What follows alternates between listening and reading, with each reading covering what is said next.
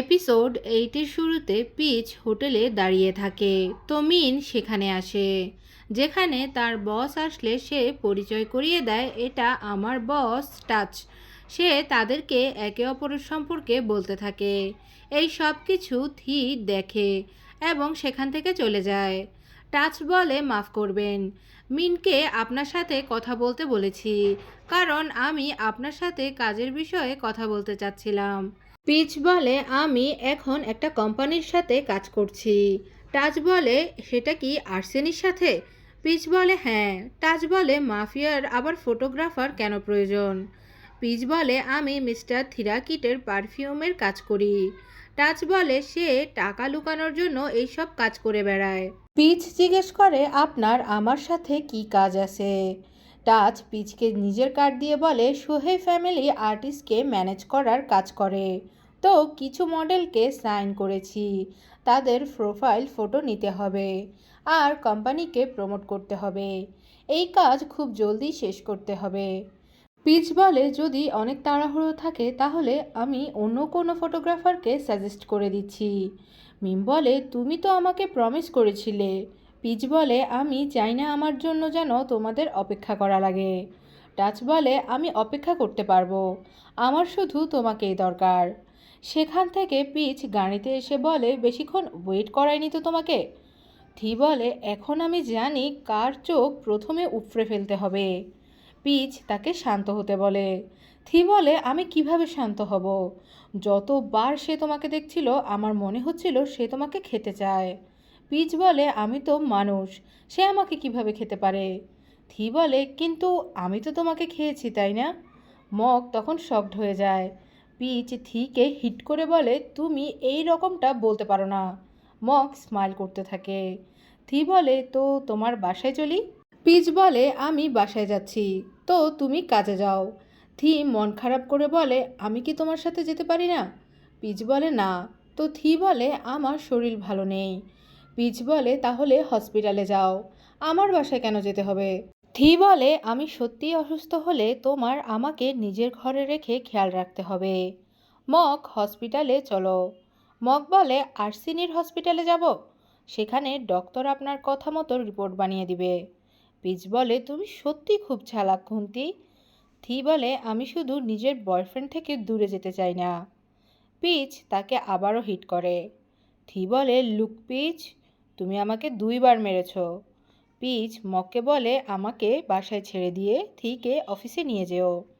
থি পিচের কাছে টাচের কার্ড চায়। সে সেটা নিয়ে জানালার বাহিরে ছুঁড়ে ফেলে দেয়। রাতের সিনে মক রোমের পোস্ট দেখতে থাকে আর ওয়াইন খেতে থাকে।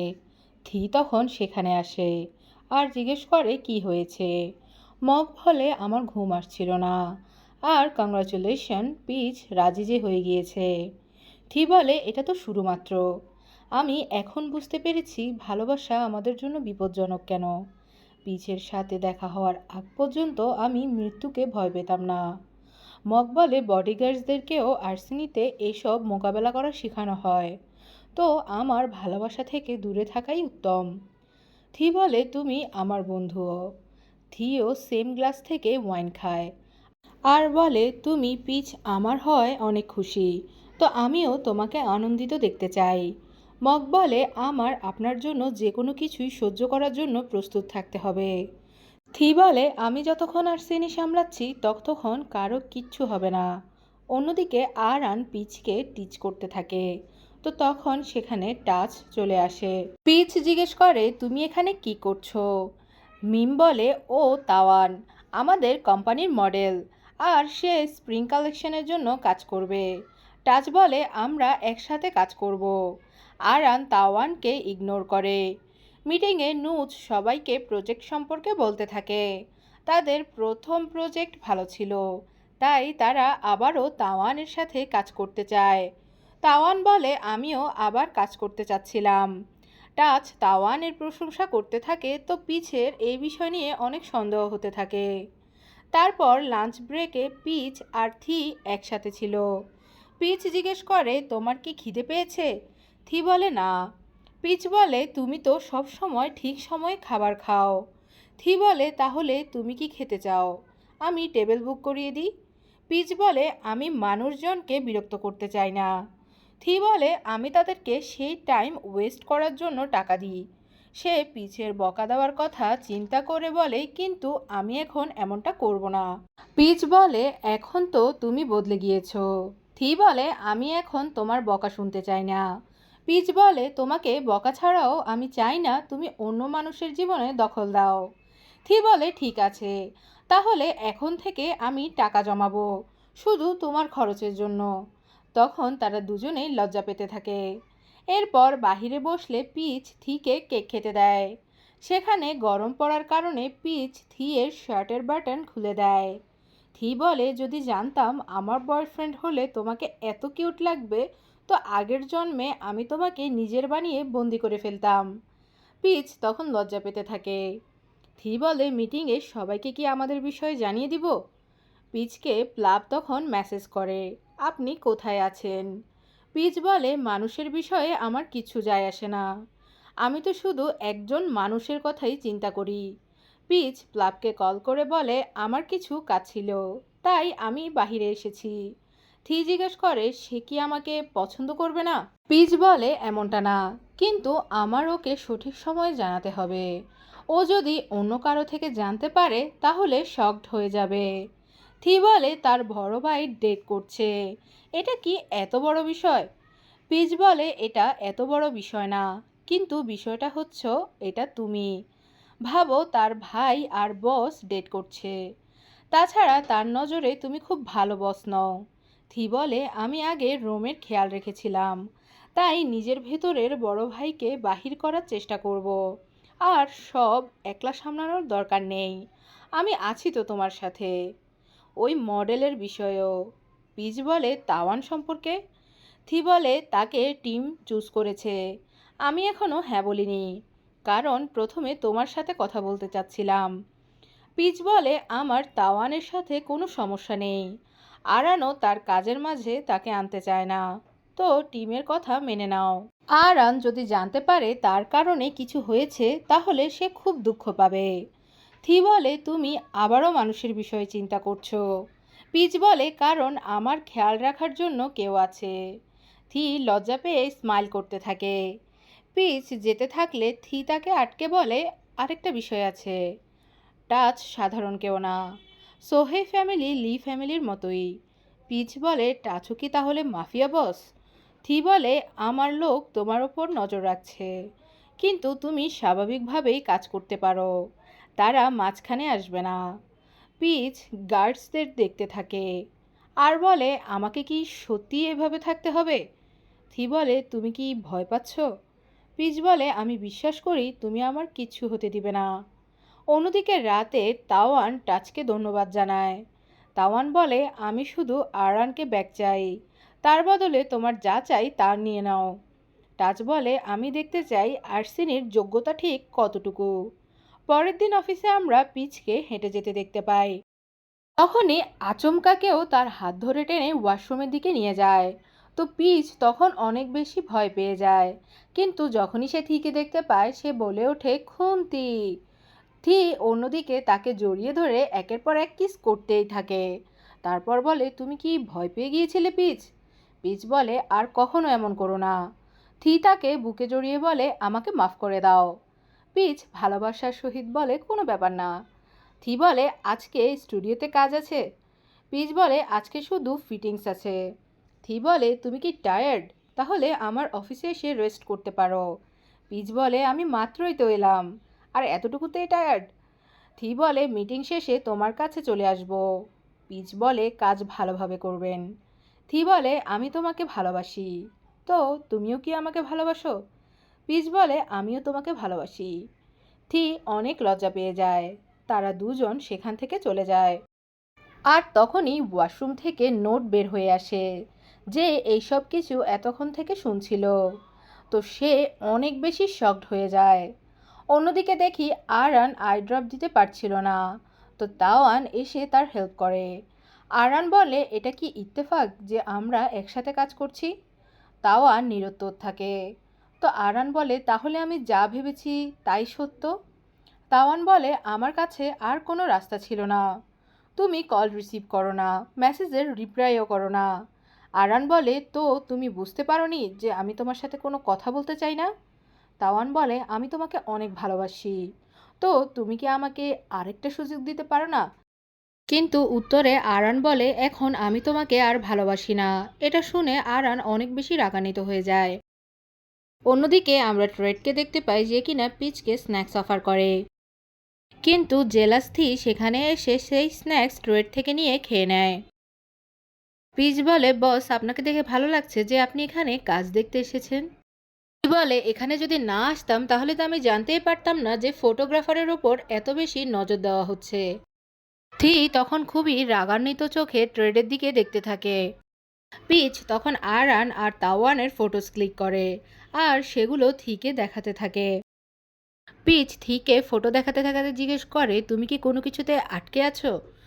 তখন খুব আলতোভাবে পিচের হাত ধরে আর বলে, তোমাতে। পিচ তখন চমকে উঠে নিজের হাত সরিয়ে নেয় আর বলে, এখানে অনেক মানুষজন আছে। তখন মক এসে জানায়, বস আপনার মিটিংয়ের সময় হয়ে গিয়েছে। বলে, এখনও আধা ঘন্টা বাকি আছে। পিচ তখন তার দিকে তাকিয়ে বলে, এখান থেকে চলে যাও। তখন মন খারাপ করে সেখান থেকে চলে যায়। এরপর আমরা পিচকে আরানের ফটোগ্রাফি করতে দেখতে পাই। তখন আমরা দেখতে পাই আরানের চোখে কিছু একটা যায়, যে কারণে সে অস্বস্তিতে পড়ে। তখন পিচ নিজের ক্যামেরা রেখে আরানকে হেল্প করার জন্য যায়। পিচ যখন আরানকে হেল্প করার ট্রাই করছিল, তখন সেখানে তাওয়ান এসে পিচকে অনেক জোরে পাঞ্চ করে নিচে ফেলে দেয় আর চিৎকার করে তাকে ধমক দিয়ে বলে, আমি তোমাকে বলেছি আরান থেকে দূরে থাকতে। আরান তখন এসে তাওয়ানকে আটকায় আর বলে, পিচকে হার্ট করো না। তাওয়ান বলে, তুমি তাকে এত বেশি কেন বাঁচানোর চেষ্টা করছো? তুমি কি তাকে ভালোবাসো? আরান বলে, আমি তোমাকে হেট করি শুধুমাত্র এইরকম বিহেভ করার কারণেই। তাওয়ান জিজ্ঞেস করে, তুমি কি তাকে চুজ করছো? পিচ তখন উঠে বলে, তোমরা এরকম করা বন্ধ করো। ইম্যাচিওর বিহেভ করে কোনো কিছুই হবে না। তাওয়ান তখন রেগে গিয়ে বলে, তুমি আমাকে বাচ্চা বলছো? এটা বলে সে রাগে গিয়ে পিচকে পাঞ্চ করতে থাকে আর তখনই স্টুডিওর সব লাইট অফ হয়ে যায়। আর কিছুক্ষণ পরে যখন লাইট অন হয়, তখন তারা কেউই সেখানে তাওয়ানকে খুঁজে পায় না। তখন আমরা সেখানে দাঁড়িয়ে থাকতে দেখি, যে বলে, তুমি নিজেকে আবারও হার্ট করেছো পিচিয়ারাত। তারা দুজন তখন থিয়ের অফিস রুমে যায়। পিচকে বলে, চলো আমরা হসপিটালে যাই। পিচ বলে, ব্যথা তো অনেক সামান্য। বলে, তুমি কি ঠিক আছো? পিচ থিকে বলে, তুমি কি আমাকে কিছু ওষুধ লাগিয়ে দিতে পারবে? তখন নিজের দিকে আঙুল দিয়ে ইশারা করে বলে, আমি? পিচ তখন মাথা দিয়ে ইশারা করে বলে, হ্যাঁ। অন্যদিকে আমরা নুচকে দেখতে পাই, যে গিয়ে প্লাবকে জানায় তাওয়ান পিচকে হিট করেছে আর পিচ এখন বসের সাথে আছে। প্লাব বলে, কিন্তু কেন? তখন নোট উঠে বলে, আমি যেটা চিন্তা করেছি ঠিক সেটাই। প্লাব বলে, তুমি কি চিন্তা করেছিলে? তখন নোট ইশারা করে বোঝায় যে বস আর পিচ ডেট করছে। অন্যদিকে আমরা দেখতে পাই মেডিসিন লাগাতে জানতো না, তো পিচ তার হাতে মেডিসিন দেয় এবং আঘাতপ্রাপ্ত জায়গায় লাগিয়ে দিতে বলে, কিন্তু ভয় পাচ্ছিল যে সে পিচকে হার্ট করবে। তো পিচ তার হাত ধরে নিয়ে নিজের গালে নিজেই মেডিসিন লাগাতে থাকে। পিচ জিজ্ঞেস করে, তাওয়ান এখন কোথায় আছে? তুমি তাকে কিছু করনি তো? বলে, আমি শুধু তাকে কোম্পানি থেকে বাইরে ফেলে দিয়েছি। পিচ বলে, তুমি তো আগের থেকেও অনেক বেশি শান্ত হয়ে গিয়েছো। বলে, হ্যাঁ, আমি যদি আগের মতো হতাম তাহলে এখন তার নামও বেঁচে থাকতো না। আর আমি তোমাকে বলছি, তুমি নিজেকে আর কখনো হার্ট হতে দিও না। অন্যদিকে প্লাব থিয়ের অফিস রুমে যাওয়ার চেষ্টা করে, কিন্তু বাহিরে তাকে মক অনেক বেশি আটকানোর চেষ্টা করে, কিন্তু প্লাব কোনো কথা না শুনে অফিস রুমে চলে যায়। অন্যদিকে আমরা আরানকে দেখতে পাই, যে কিনা কাউকে কল করছিল, কিন্তু কেউই কল রিসিভ করে না। তখনই তার ডোরবেল রিং হয়। তখন সে গিয়ে ডোর ওপেন করলে সেখানে তাওয়ানকে দেখতে পায়। আরান গিয়ে সবকিছু প্যাক করতে থাকে। তো তাওয়ান তাকে বলে, আমি যা করেছি তোমাকে ভালোবেসে করেছি। কিভাবে? তুমি পিপিচকে হার্ট করেছো, আর এটাই কি তোমার ভালোবাসার নিয়ম? তাওয়ান বলে, এই সব কিছু যা হচ্ছে সব কিছু তারই ভুল। আরান বলে, সে আমার বড় ভাই। তাওয়ান বলে, কি? কিসের বড় ভাই? তোমরা তো তখন একে অপরকে কিস করতে যাচ্ছিলে। আরান তখন তাকে অনেক জোরে থাপ্পড় মারে আর বলে, আমি তোমাকে ভালোবাসি আর আমি তোমাকে সবসময় ভালোই বাসতাম, কিন্তু এখন শুকরিয়া আদায় করছি, কারণ আজকে থেকে আমি তোমাকে ভালোবাসা বন্ধ করে দিব। তাওয়ান তখন তার পিছনে গিয়ে বলে, আমাকে মাফ করে দাও। আরান বলে, আমি তোমার কাছে শুধু একটা জিনিস চাচ্ছি, তুমি আমার জীবন আমাকে ফেরত দাও আর আমাকে আমার মতো থাকতে দাও। আমরা এখন চাইলে বন্ধুও হতে পারবো না। তুমি প্লিজ এখান থেকে চলে যাও। অন্যদিকে আমরা পিছের বাসায় দেখতে পারি প্লাব তাদেরকে বসিয়ে জিজ্ঞেস করে, তোমরা দুইজন বয়ফ্রেন্ডস? তখন থি তাকে বলে, তুমি চাইলে আমাকে P3 বলে ডাকতে পারো। আমি যেহেতু তোমার বড় ভাইয়ের বয়ফ্রেন্ড, তো আমিও তোমার বড় ভাই হয়েছি, তাই না? প্লাব তখন পিচকে বলে, পিচ আপনি কি কোনো কিছু বলতে চান? থি আর প্লাব তখন কথা বলার জন্য বাইরে যায়। থি প্লাবকে বলে, তুমি আমাকে যা বলতে চাও বলতে পারো। প্লাব জিজ্ঞেস করে, আপনি সত্যিই কি আমার ভাইকে ভালোবাসেন? থি তখন বলে, তুমি আমাকে যেই জিনিসের কসম খাইতে বলবে আমি সেটাই খেয়ে নিব। প্লাব বলে, আপনি একজন মাফিয়া বস, আপনি এত বেশি ভয়ঙ্কর, কিন্তু পিচ আপনাকে ভয় কেন পায় না? থি বলে, বাইরে থেকে দেখতে এমনটা মনে হলেও আমি মোটেও এমন না। প্লাব তখন কান্না করতে থাকে আর বলে, আমার কাছে শুধুমাত্র একটাই ভাই আছে, তো আমি অনেক ভয় পাচ্ছি যে আপনাকে সে আমার থেকে বেশি ভালোবাসবে। সে এখন পর্যন্ত অনেককেই ডেট করেছে, কিন্তু এখন আমি যেরকম ফিল করছি সেরকম আমি আগে কখনোই ফিল করিনি। তো সে সত্যি আপনাকে অনেক ভালোবাসে। থি তখন বলে, তোমরা তো শুধু দুজনই, তো আরও একটা বড় ভাই পেতে সমস্যা কোথায়? থি বলে, আমাদের দুজনের মধ্যে একটা জিনিস সেম। প্লাব বলে, সেটা কি? থি বলে, আমরা দুজনেই পিচকে অনেক বেশি ভালোবাসি। প্লাব তখন বলে, আমি কিন্তু তাকে আপনার থেকে বেশি ভালোবাসি। থি বলে, ঠিক আছে, তাহলে চলো আমরা এক টিম হয়ে যাই, যে কিনা পিচকে সবসময় খুশি রাখবে।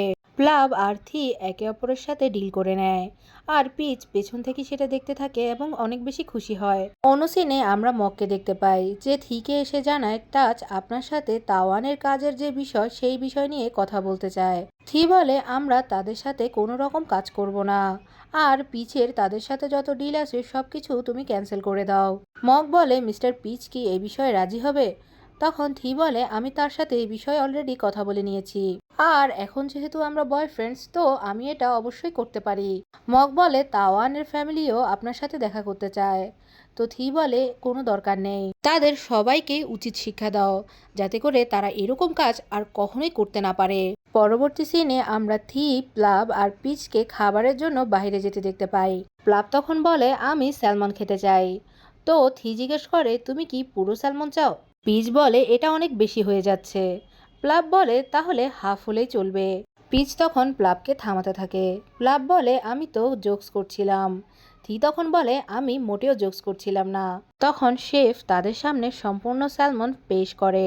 পিচ আর প্লাব সেটা দেখে শক খেয়ে যায়। থি তখন বলে, যখন আমরা চান্স পাবো তখন আমরা ফিশিং করতে আইসল্যান্ডে যাব, আর সেখানে আমরা অরোরাও দেখব। প্লাব তখন থিয়ের সাথে ডিল করে নেয় আর পিচ তাদেরকে থামতে বলে। রাতে পিচ আর থি যখন বাসায় পৌঁছায় সেখানে পিচ দেখতে পায় লোডশেডিং চলছে।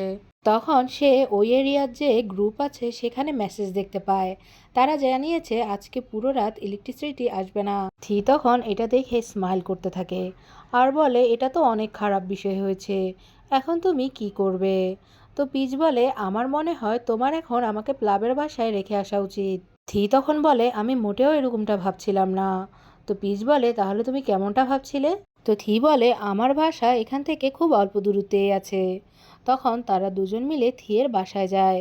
সেখানে গিয়ে তাদের বাসা দেখে পিচ শক খেয়ে যায় আর সামনে একটা ফটো টাঙানো ছিল, যেটা দেখে পিচ বলে, এটা তো মিস নাট, তাই না? সে কি তোমার মা? থি বলে, হ্যাঁ। তখন সেখানে বডিগার্ডস আসলে থি তাদেরকে থামিয়ে দেয় আর বলে, আমরা একা থাকতে চাই। পিচ তখন থিয়ের রুমে যায় আর জিজ্ঞেস করে, এটা কি তোমার রুম? তখন থি পেছন থেকে এসে তাকে জড়িয়ে ধরে বলে, এটা আমাদের রুম। তখন পিচ তাকে জিজ্ঞেস করে, তুমি নাটক দেখতে পছন্দ করো কারণ? থি বলে, হ্যাঁ, কারণ আমার মায়ের কাছাকাছি থাকতে ভালো লাগে। পিচ তখন তার পাশে এসে বসে তার হাত ধরে বলে, তুমি কি অনেক বেশি একা? থি বলে, সেটা তো আগে ছিলাম, কিন্তু এখন তো আমার কাছে তুমি আছো, তো এখন গিয়ে তুমি শাওয়ার নিয়ে নাও। পিচ গিয়ে ব্রাশ করতে থাকে। থি তখন সেখানে এসে বলে, তুমি আমাকে ব্রাশ করিয়ে দাও। তখন পিচ তাকে জিজ্ঞেস করে, তোমার গ্যাং মেম্বাররা কোথায়? থি বলে, আমি তাদের সবাইকে আজকে আমাদেরকে ডিস্টার্ব করতে বারণ করে দিয়েছি। সব সময় আমার কাছে আমাকে গোসল এবং ব্রাশ করানোর জন্য কেউ না কেউ থাকে, তো এখন আমার কাছে তুমি আছো। মককে আমরা দেখতে পাই যে কিনা থিয়ের কাছে কোনো একটা ইনফরমেশন জানানোর জন্য এসেছিল, কিন্তু তখন বাটলার তাকে জানায় যে থি জানিয়েছে তাকে এখন কেউ ডিস্টার্ব করতে পারবে না। যেখানে আমরা দেখতে পাই মাস্টার মককে মেসেজ করে আর বলে, আমার কি পিচ ইয়ারাজ সম্পর্কে জানা উচিত? অন্যদিকে আমরা দেখতে পাই পিচ থিকে গোসল করাতে থাকে। থি তাকে জিজ্ঞেস করে, তুমিও কি আমার সাথে গোসল করবে? পিচ বলে, না, এটা একদমই ঠিক হবে না। পিচ তখন তাকে শ্যাম্পু করতে গিয়ে খেয়াল করে শ্যাম্পু বোতলেও থিয়ের নাম লেখা আছে। তো সে এটা জিজ্ঞেস করলে থি বলে, হংকংয়ে আমার একজন ফ্যামিলি মেম্বার শ্যাম্পুতে কিছু একটা থাকার কারণে মারা গিয়েছেন। তখন থেকেই আমাদের ফ্যামিলি মেম্বারকে কোনো কিছু দেওয়ার আগেই পরীক্ষা করে দেওয়া হয়।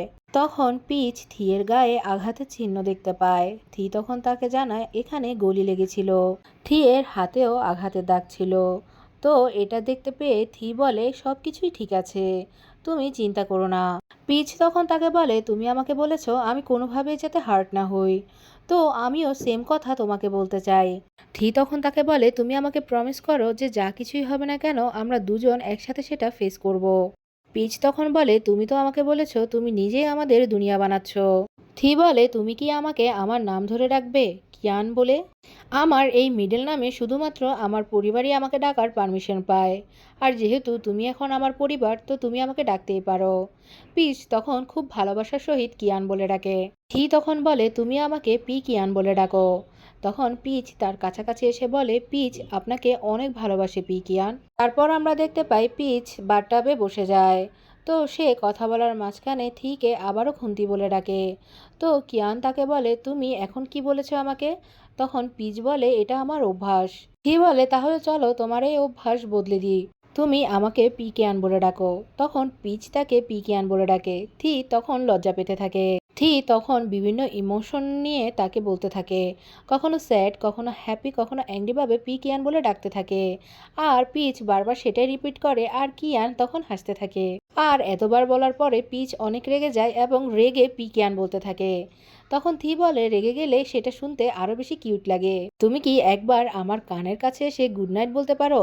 তখন পিচ তার কানের কাছে এসে বলে, পি কেয়ান প্লিজ নিজের উপরে আপনি একটু নিয়ন্ত্রণ রাখুন। থি বলে, এটা তো অনেক পাগল করার মতো, আমি অনেক বেশি লজ্জা পাচ্ছি। আর এই সিনের মাধ্যমে এই এপিসোডটি এখানে শেষ করে দেওয়া হয়।